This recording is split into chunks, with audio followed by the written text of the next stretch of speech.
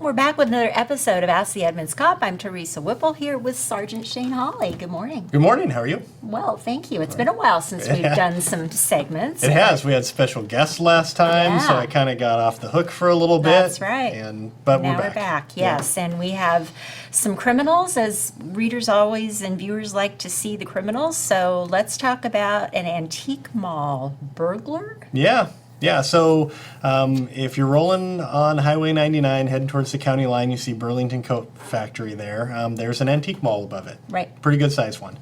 And occasionally there's a burglary that happens. We had one recently in February. So it's been a few months. We haven't been able to identify this person. So we're hoping if we can throw out some video, maybe that'll tip somebody off and we'll get an identification of them. Okay, very good.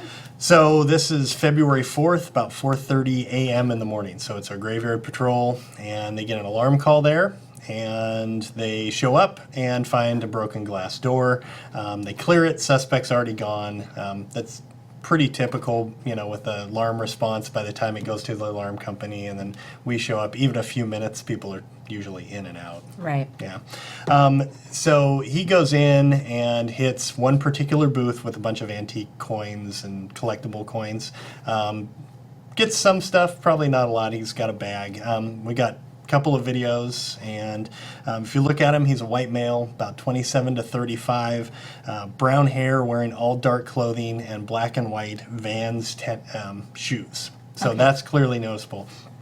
You don't get to see his face because he's wearing a pretty distinctive white face mask.